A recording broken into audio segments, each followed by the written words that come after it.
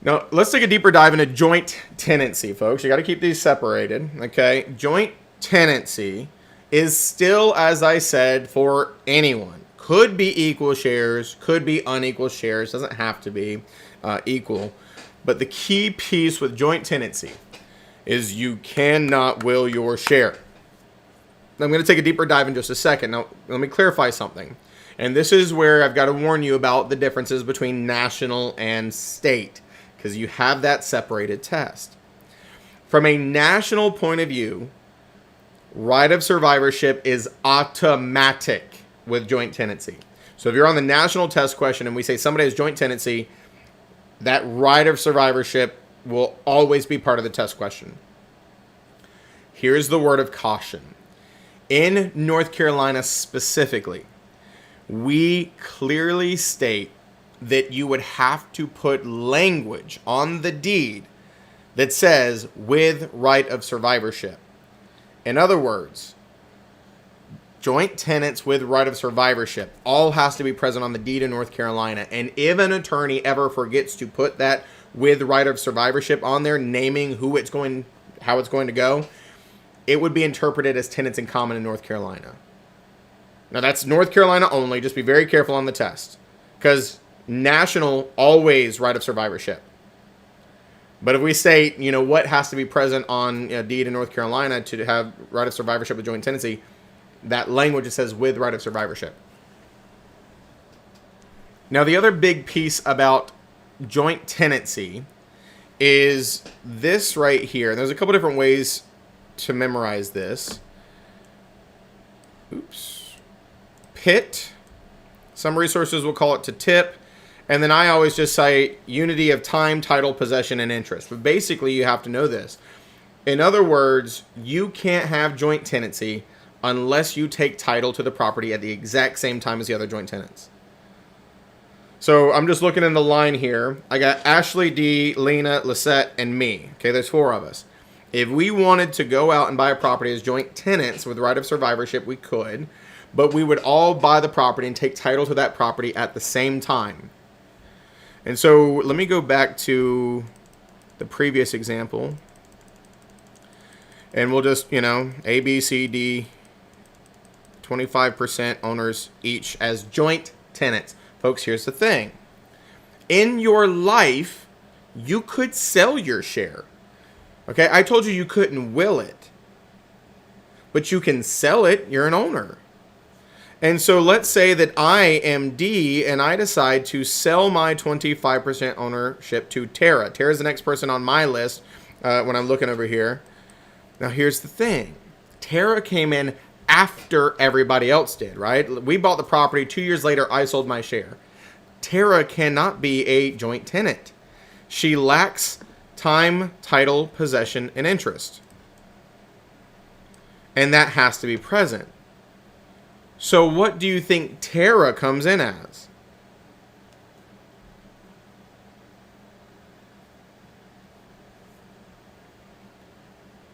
There you go. Tenant in common. She would not be part of our original agreement, right? She lacks all of that's necessary because she came in after the fact. So Tara would come in as a tenant in common. What does this mean? That means that if Tara dies, she can will her, there you go. She can will her 25% interest. But if C dies, now A and B will absorb C's share. And that's that 33.75 or whatever it is, that half of 75% that I was doing the math for earlier. What you got, Brooks? So, if Tara, right? If Tara buys out the interest of D, so Tara would have possession, interest, and the title, but not the time. Yep. So is it kind of like the 3 cores of what you have to have a license in the state? Like you have to have all 4 in order to be joint? Yeah, that's a perfect way to think about it. I mean, because what she's really missing, you're right, is time. She took title at a different time. And because it lacks You have to have all four: possession, title, interest, right? Taking possession and interest and title at the exact same time. And so because that one is missing, she can't be a joint tenant. Now, here's the thing though. I mean, like, just to make sure we all understand this, if A, B, C, and Tara came to an agreement, we could record a new deed with all of them agreeing that Tara is coming in as joint tenants. Now, that's not going to be testable. Okay, they're not going to ask you that question, but you can always draft a new deed, because then we would all be drafting that new deed at the same time. But what we're saying is, if I was, 25% owner and we're not drafting a new deed, there's just going to be a new deed stating my 25% from this is going to Tara. And because it's that separate deed, that's what's going to make her come in as a tenant in common. She's still an owner, right? But she's on her own little island of tenants in common. So is the former deed with A, B, C, and D still active? It would still be there. So we're going to talk about this a little bit.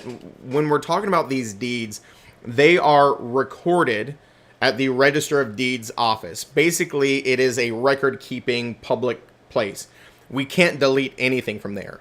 So if you go and look, you will see the deed that says A, B, C, and D own the property as joint tenants. And then you will see another deed that says Seth Chauncey transferred his 25% ownership from that deed to Tara. And so their deed will still show their interest, but this other deed will show where mine is at. And both will exist in the Register of Deeds. Yeah. Now, as you can see how the questions might go here, right? 4 people buy a property as joint tenants. This person sells theirs. This person dies. This person dies. This person leaves it in a will. Can it be left in a will? And the question is going to depend. Is it the tenant in common, Tara? Because if we're asking if hers can be willed, yes. Is it one of the joint tenants before they die? Then no. Or, folks, if this person dies and then this person dies, this person would become a 75% owner. And you have to understand that they would actually turn into a tenant in common as well now. You cannot have just one joint tenant. So when joint tenant, this one joint tenant died, this joint tenant died, it just leaves tenant in common Tara, tenant in common last person who was in that joint tenancy lineup. And so now if I ask, can A will their 75% share? Yes, absolutely. Can Tara still will her 25% share? Absolutely.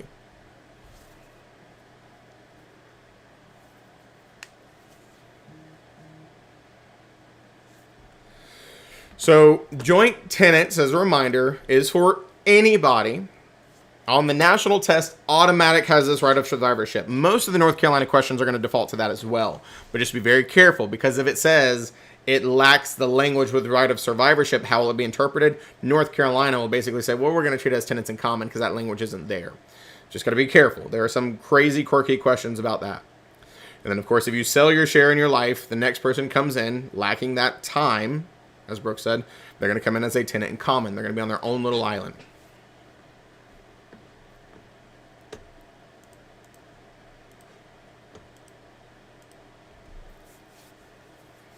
So this is just reiterating what we just said. Joint tenants can sell their share. New person would come in as a tenant in common, which means they're on their island. They're not going to be affected by that right of survivorship jazz.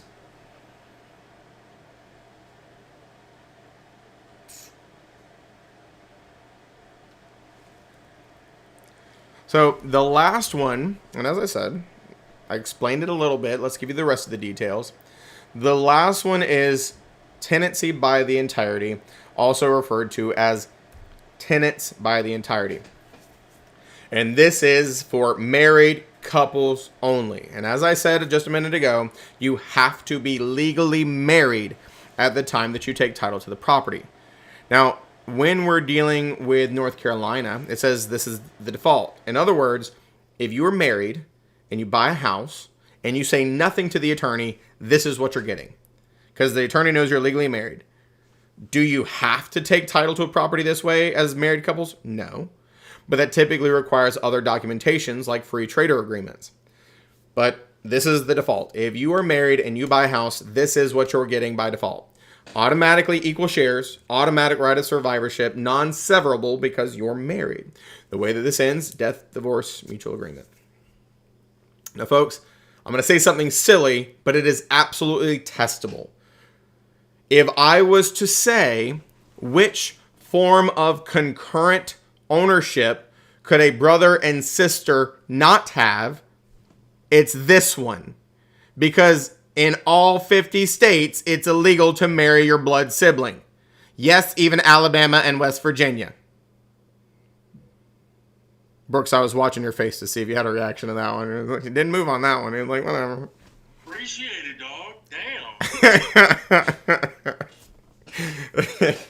It's a joke, folks. In all 50 states, it's illegal to marry your blood sibling. So, like, I'm joking, but I'm serious. If you get a test question that says, which of the following type of concurrent ownership could a brother and sister not have? Tenancy by the entirety. It's not legal to marry your sibling. And we're talking legally married in order to have this.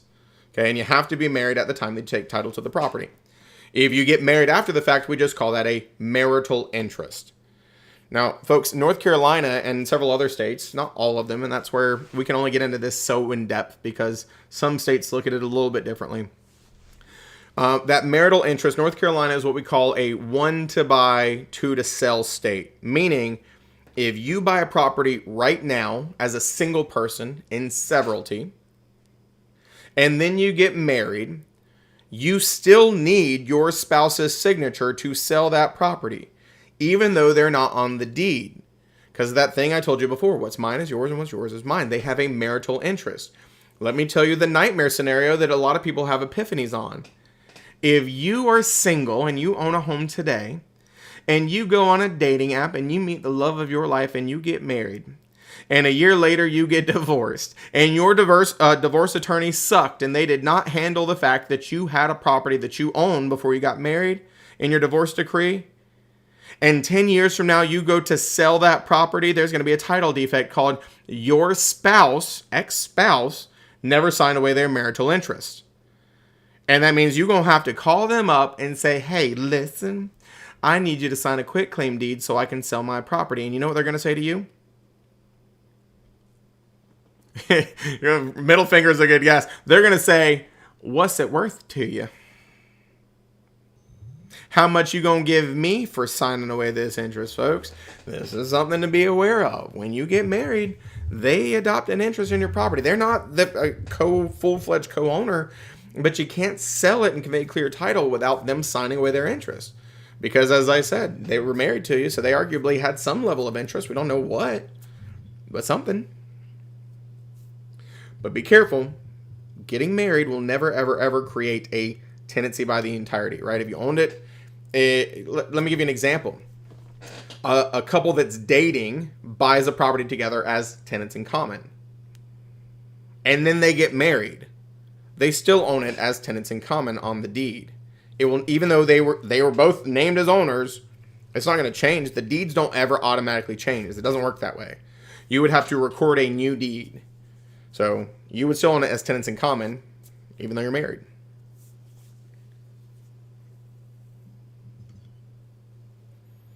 Bree says this is for all properties, right? Not just the properties that the married couple occupies. Yeah. All properties that they own together, purchase together, whatever, and or have an interest in. Now, let me just explain one other thing that I didn't necessarily point out, folks. There's reasons for all of these. I think you can all agree that based on that right of survivorship, joint tenancy is probably not necessarily something that you are going to consider with some rando person. Because why would you want a type of ownership where your share disappears when you die? Right? It would make more sense to be able to leave it.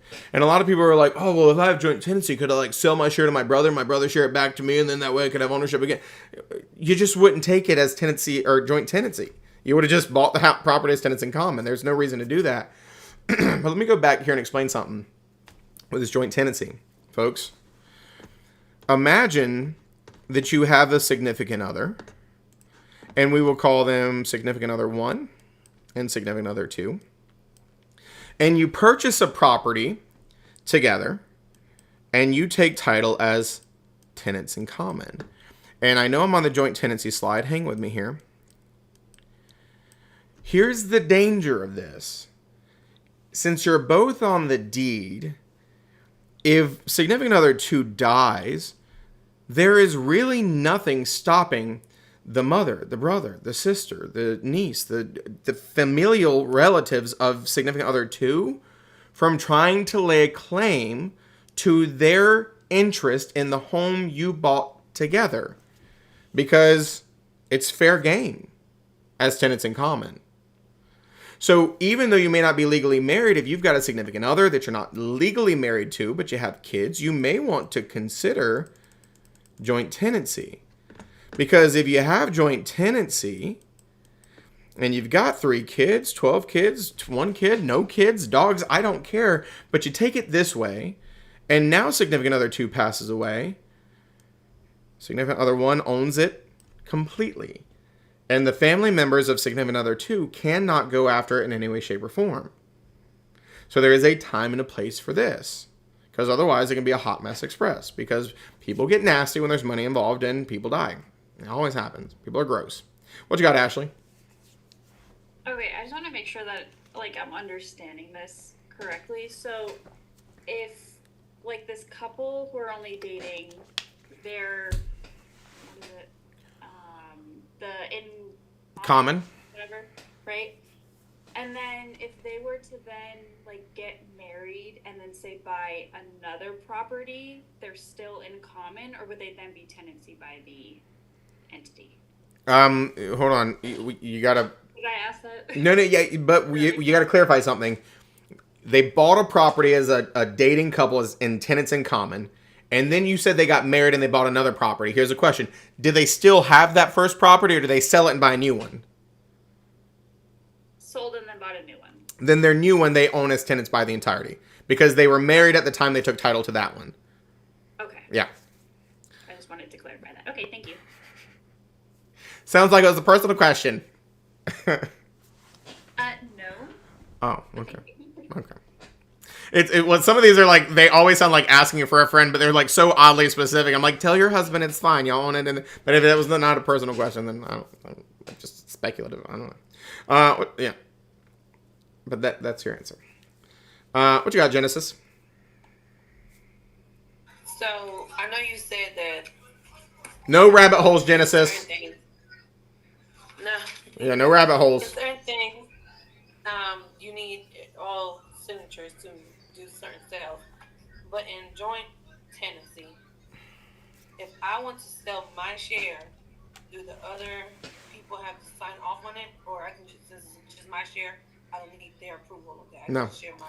Now, once again, unless there was something drafted up in the beginning that stated that you would have to sell it to like them first before you could sell it to somebody else, you may need approval there.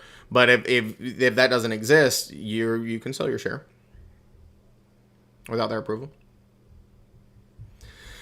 Gerald says, in joint tenancy, what happens when and Cheyenne just helped me out. When there's only one person left, they become an owner in severalty, and they can will it. Right? When there's no other joint tenants left, you have an owner in severalty, a sole owner, and they can will it, they can sell it, they can do whatever they want with it. Yeah. So not quite as bad as the previous estates discussions, but kind of in a similar vein, because I told you a lot of these are going to be, well, this happened, then that happened, then that happened, and somebody tried to will it. Who owns it, right? So let me just give you kind of an example here. What you got, Will? Yeah. So as far as those situations, will there be a test question that may throw in like a prenuptial agreement? So like if a person owned a house before they got married, but they did do a prenuptial agreement, does that put the spouse that wasn't an original owner of the property, does that put them at risk of someone trying to take claim of the property, or how does that work? Yeah, they're not going to throw anything like that in the mix. They're going to be a little more cut and dry, as in like this person bought it in severalty and then got married, or this person owned it as tenancy by the entirety and then died, or they're not going to throw in prenuptial agreements in any way, shape, and form trying to trick you or throw you off there. That'd be cruel and unusual. Now they will throw timing things in there, right? Like wasn't married but then got married, or that's what they'll do. Does that make sense? Yeah, good deal. So here's kind of an example, okay? A married couple in North Carolina purchase a home in Raleigh. How will they most likely own the property?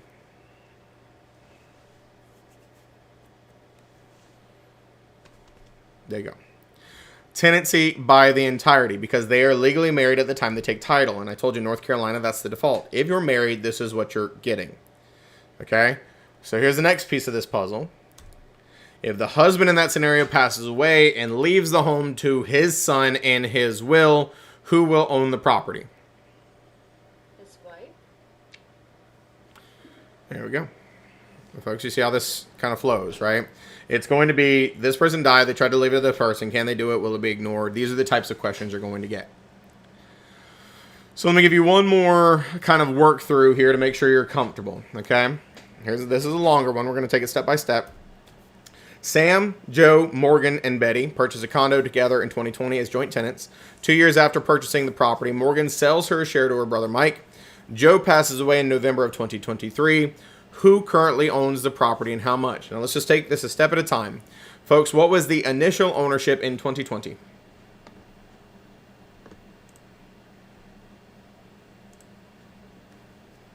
Yeah. Joint tenancy. There you go. So we've got Sam, Joe, Morgan, and Betty. And they are all 25%. Let's put this across the board. Joint tenants across the board. Okay. Got this right of survivorship, all equal shares. So when we go on and we say 2 years after purchasing the property, Morgan sells her share to her brother Mike. What happens? The tenant income.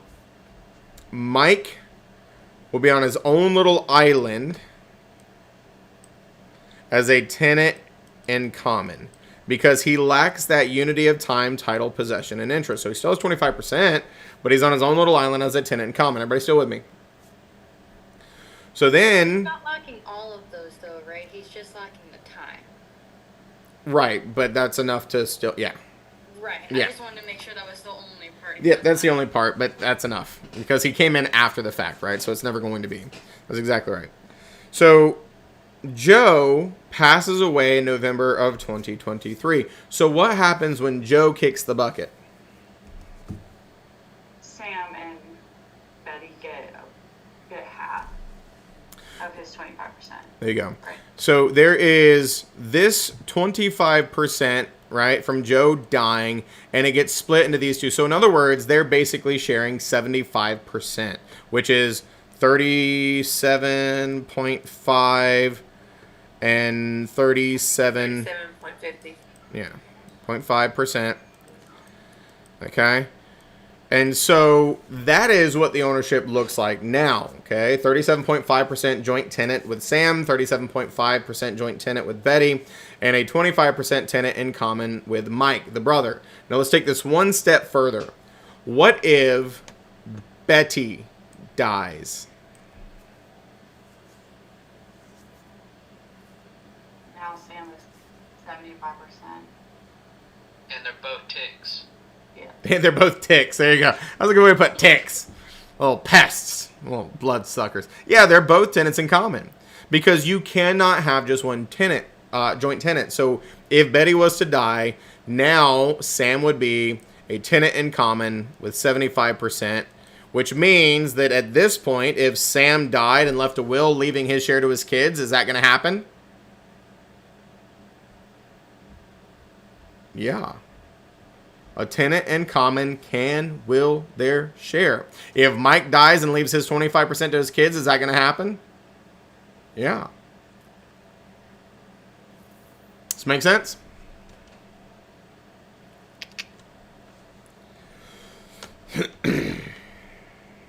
What you got, Tara?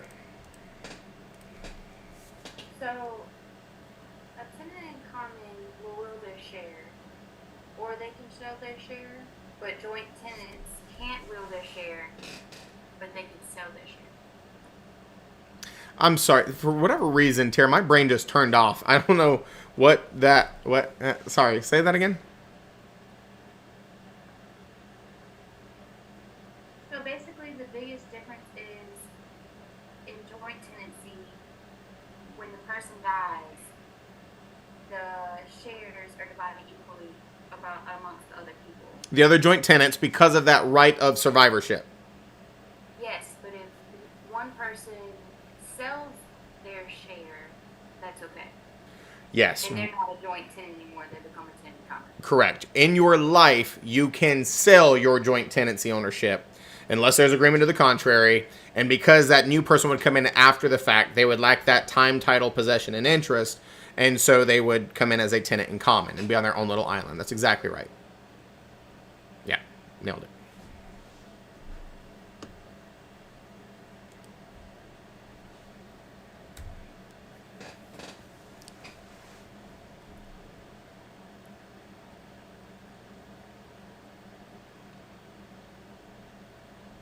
So, anybody crying like invisible tears right now? Anybody panicking? Anybody? Well, Brooks, of course you are. I get it. Anybody else aside from Brooks panicking and crying and just absolutely distraught right now? Anybody feeling okay? Cool. Savannah, that yes is way too enthusiastic. It makes me question if you're just telling me that to make me feel warm and fuzzy inside. And I'm like, listen, do it though, and tell me lies, okay? Make me feel good. Like I'm actually getting it. Okay, good. Good. But I am warm and fuzzy inside. That's good. I like that. We all are good. Then let's introduce the next thing, because that's how it goes. We get over one hump, and then we go to the next one, and then the next one, and the next one. And it just keeps going like that for 80 hours. It's a blast, all right? Sometimes I just pause for dramatic effect. Give y'all a chance to catch your breath before I throw in the next thing. Bree says, oh, thank God. Bree F. Okay, she's like, look, not W. W's over there doing her thing, but Bree F is just like, oh, thank God, Seth, you've been talking this whole time. I've been panicking. I'm kidding. She seems like she's on it. She's just giving me that look like,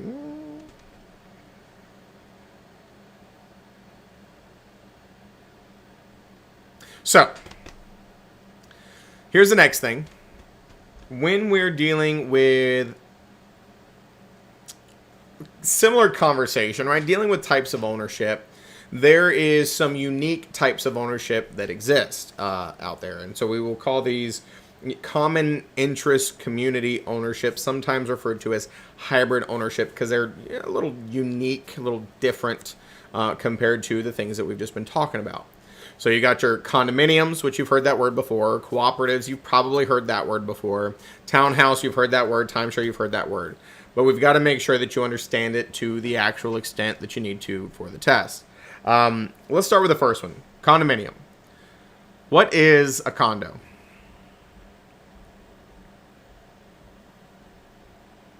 An apartment you can own. Sergio is so funny because that is the most common definition that I get day in and day out when I teach this class. And for the last several times that I've taught this class, that has not been the answer I've gotten. And so I was kind of like taken aback. I'm like, ugh, they didn't give me the answer I wanted to get. So Sergio, you just helped me out. Folks, the most common answer I get is what Sergio just said. An apartment that you can own. Jack's answer is also acceptable. He said real estate. You're not wrong, Jack. This is in fact a real estate class. So what you got, Raphael? Isn't it some sort of property with HOA? Very commonly, yeah. Or a unit owners association, a homeowners association. Here's the thing, though. Okay, it's a little more complex than that, and this is where your brains are going to be like, "What?" But you'll be all right. While Sergio's not wrong, that definition is also not necessarily right. It's just the most common understanding of a condominium.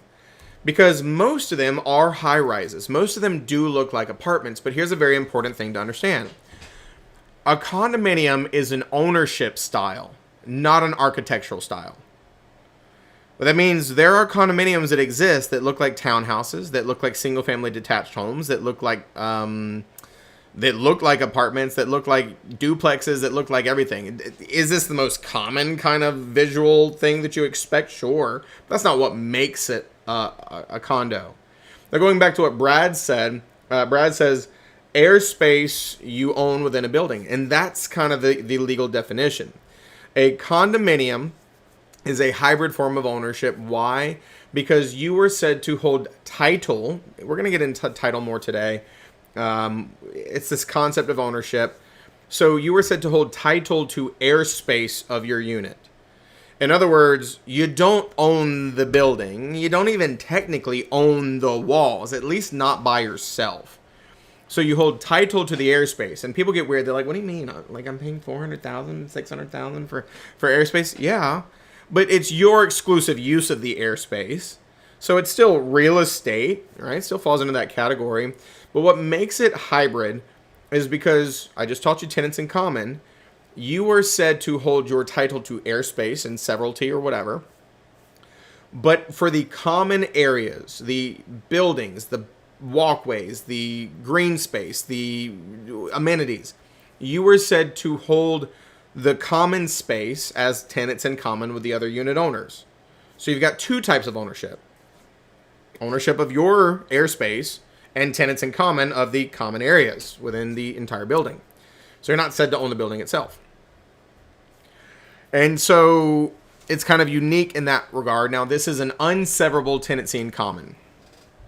Unseverable tenancy in common. You cannot sell off your tenancy in common ownership without selling your individual unit as well.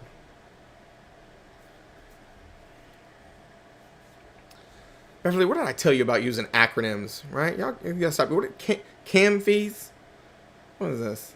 What is that?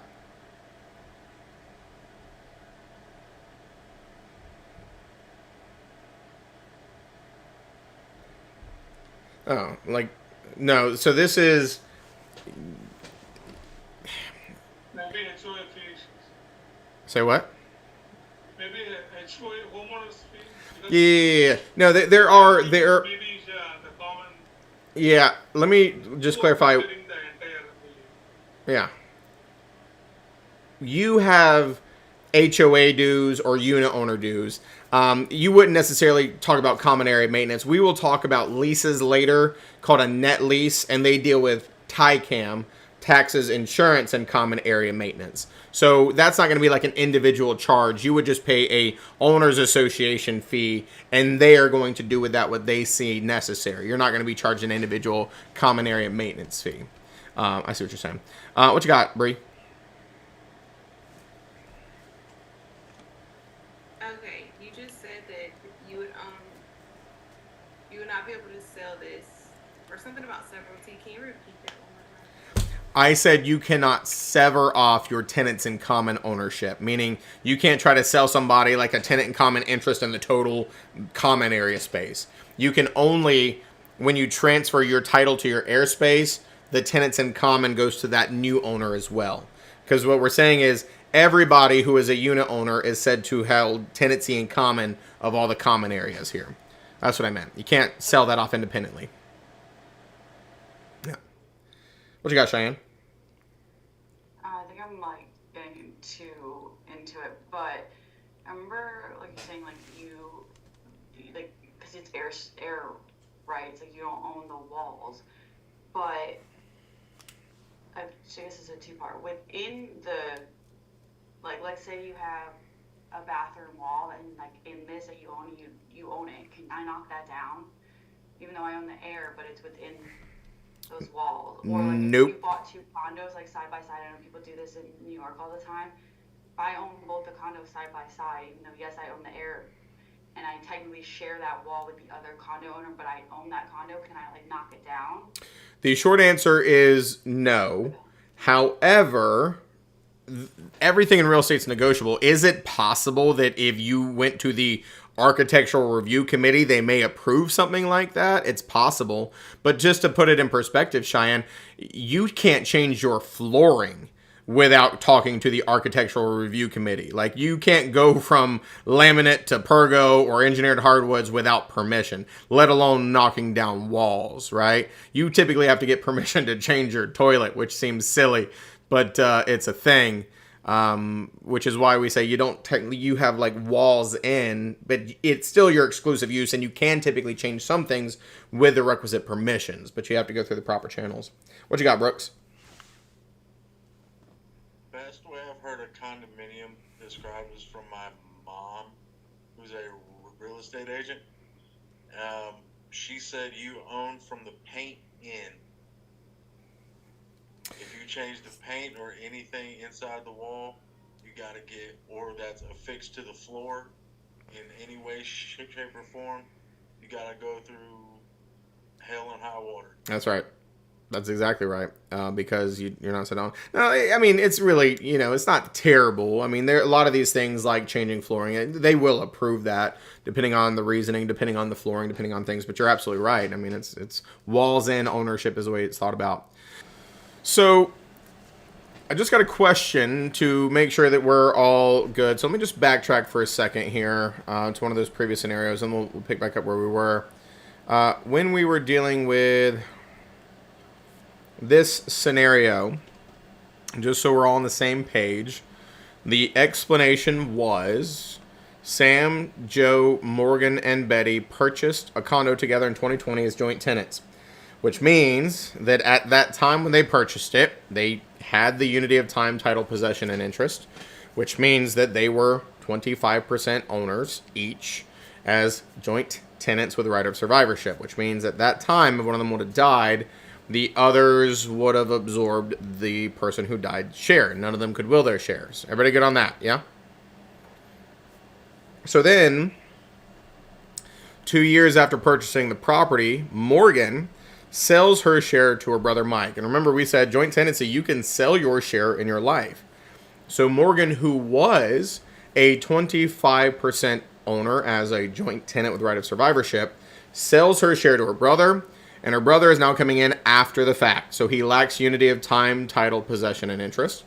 So he is coming in as a 25% owner, tenant, and common. He's going to be on his own little island because he's coming in later. He's not a joint tenant. He's not part of that relationship that they had. Does that make sense? Janet, you still good with that one? Yes. Okay. And so then we've got 3 joint tenants and 1 tenant in common, all with 25% ownership, until Joe, one of the joint tenants, passes away. And because he's one of the joint tenants, when Joe dies, he's 25%. 12.5% of it will be absorbed by Sam. 12.5% of it will be absorbed by Betty. So they will each own, 37.5 it was, half of 75%. Does that make sense? Yes. And that's how this ended. Now, I did take it a step further and I asked if, and I think it was Betty I killed, if Betty, right, there's these 2 joint tenants who each have 37.5%. There's this 1 tenant in common that's 25%. If Betty was to die, I'm going to make Betty this one so it doesn't get awkward, right? Because if I just put this finger down, and it's going to be weird. Betty dies, then Sam, who was left in the joint tenant relationship, absorbs her share. So now Sam is a 75% owner, but you can't have just one joint tenant. So he will automatically turn into a tenant in common. So Sam, if Betty died, Sam would be a 75% tenant in common.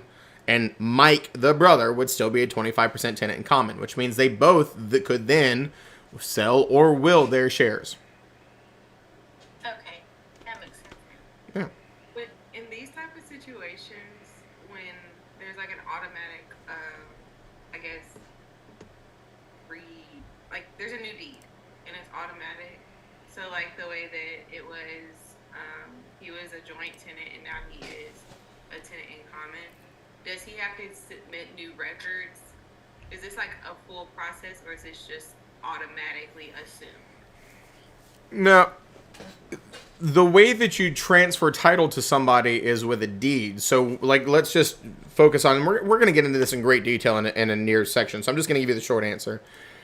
When Morgan sold her share to Mike, her brother, there would be a deed naming Morgan as the grantor and Mike as the grantee. And what it would say is a 25% undivided interest in property X as a tenant in common, because that's all he could get. And so that deed would be a standalone deed from everybody else's ownership that they have not conveyed. Does that make sense?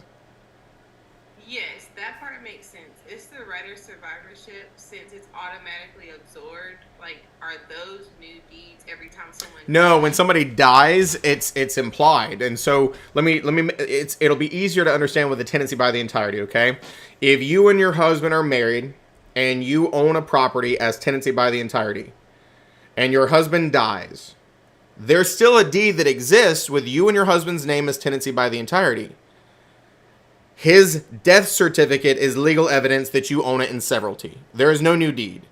And same thing here. The death certificate would be indicative of, now it's this. The next death certificate would be indicative of, now it's that. We're not re-recording new things because nothing is recorded unless somebody drafts it up and actually pays to record it. Now, good question. So let's go back to the condominium, okay? Biggest thing about a condominium, and of course it's kind of an abstract concept, don't get so caught up on it. You hold title to airspace only, and you hold the rest of it, the common areas, as tenants in common with the other owners. So one of the biggest pieces, right, is you do have to, this is where people mess up, you do have to pay your own personal real property taxes on your condominium ownership. The government, just like Jack said, it's like, well, it's real estate. Yeah, it's real estate. So you got to pay real estate taxes on it. And so the government says, well, listen, if you bought a condo for $400,000, it's got value to you, which means you're going to pay taxes on it. So you still pay taxes as the individual owner to your airspace, just like you would if it was a single family detached home. And then you've kind of got, the hybrid form coming in the tenants in common of, walkways, parkways, playgrounds, the pool, whatever amenities you have as tenants in common. Now, going back to, the question earlier, Beverly asked about common area maintenance. You do pay it, but it's not like a separate charge. You pay homeowners association dues or unit owner association dues, and then the homeowners association unit, whichever it is, will maintain the property for the use of everybody. But here's the kind of the reminder. Those dues are going to pay to maintain it, but you are said to be a part owner, right? A tenant in common on all the common spaces. It's kind of a unique thing. That's it in a nutshell for condos. Now let me take it a step further for North Carolina, because this is true from a national point of view. From a North Carolina point of view, there is a very specific piece of legislation called the North Carolina Condominium Act of 1986. You don't necessarily need to know the 86 part. There are some things you need to know the years on. That's not really one of them. And so because of the uniqueness of this ownership, where it's like, well, hey, you hold title to airspace and you have tenants in common and there's HOAs and there's all these different things, here's what the Condominium Act basically states, okay? When you are purchasing a condominium, you have to be provided with the, well, let me clarify something, folks. We're dealing with new construction condominium. When I say new construction, what does that mean? It sounds trivial, but explain it to me.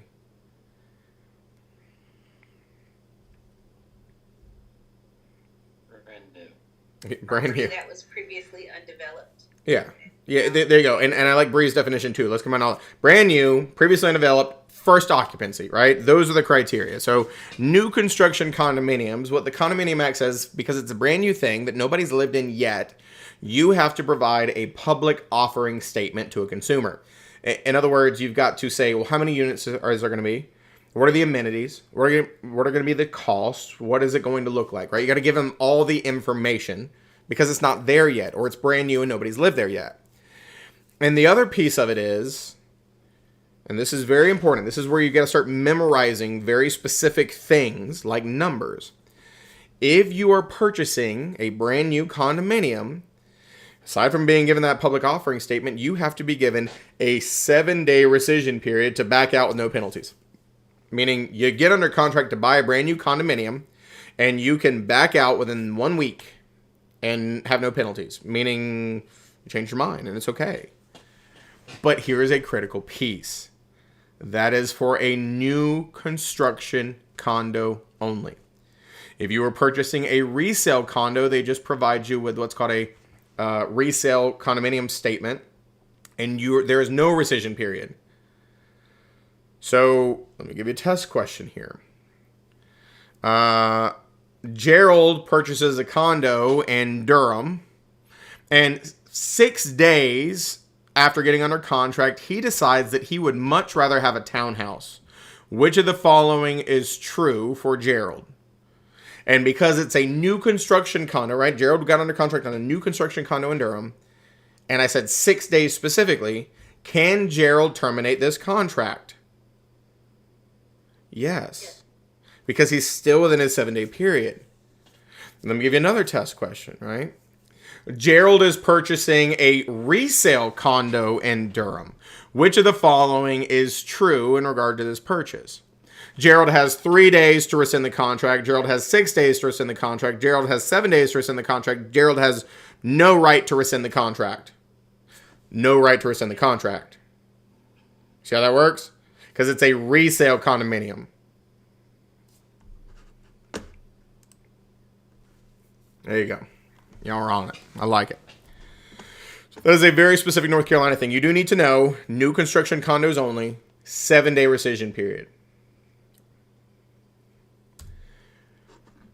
So the next one is a townhouse. You're probably a little more familiar with townhouses, folks. Very commonly referred to as row homes because they are built in rows, and so these houses are vertical and in rows. The biggest difference here, you do own the building, you do own the roof, you do own the dirt. Because it's a townhouse. In that condominium, everybody owned the common spaces and you just had title to airspace. Nope, this is your roof, this is your siding, this is your, now not a lot of dirt, but you do own dirt. And so the other big difference from this compared to the condominiums is there is also an HOA very commonly in townhouse communities, but the key difference is the HOA is the entity that owns the common area space. And so the HOA is the owner of common area space, and that common area space is for the exclusive use of homeowners.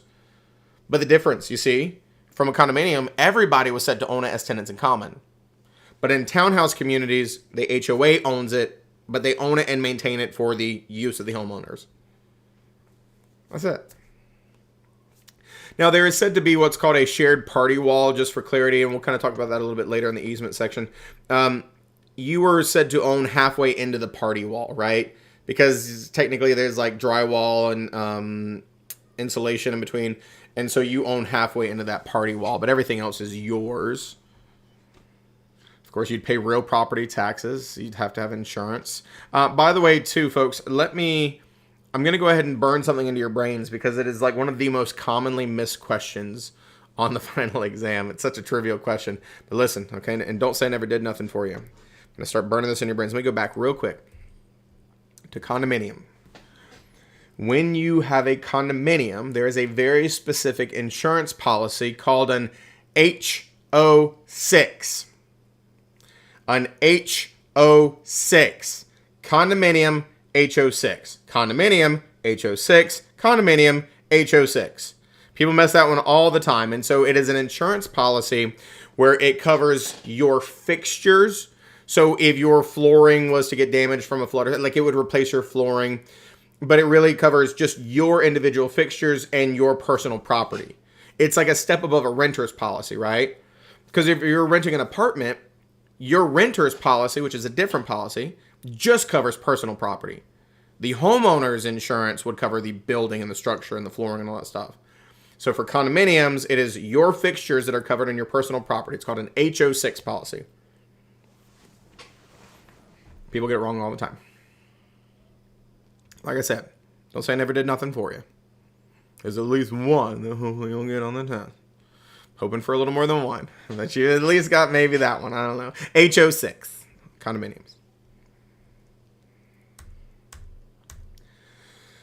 So, co-ops, let me go ahead and preface this with, let's not go down a rabbit hole here. These are not popular in North Carolina in any way, shape, or form. A cooperative, also called a co-op, folks. The key thing that you need to know, not common in any way, shape, or form in North Carolina, in a co-op is that a corporation or a business entity owns a building. And individual people own the stocks for that company. And owning a set number of stocks gives you access to a proprietary lease within that building. Key thing to take away here, you don't own real property, You own personal property by way of stocks in a company, and owning those stocks give you the right to a lease in the real property the company owns. There are a lot of different types of co-ops. They are very popular in certain states. New York has them all over the place. Big businesses will buy buildings. They will give leases for things like that. Sometimes people will also structure this for folks, oddly enough, like convens, cults, all kinds of different things. Because if you go back to what I just taught you about concurrent ownership, let's say you and 17 friends want to buy a big old piece of property and you wanted to, divvy up the ownership. Well, that gets muddy because if you got 20 owners and it's undivided, it gets real messy. So what you can do is if you wanted to go in on people to structure something like this, you could buy a piece of property in the name of a company, make each person an owner or manager in the company, give each of those people stocks in the company, and those stocks give them the right to a lease. It is a lot prettier and neater versus that concurrent ownership because it's all within a legally drafted business entity with rules of incorporation and, business policies and things of that nature. Do you need to know an example of this? No. All you need to know is in a co-op, you have stocks that give you rights to a lease. Personal property, stocks, lease of real property owned by a company. That's it. Let's not go any more in depth than that.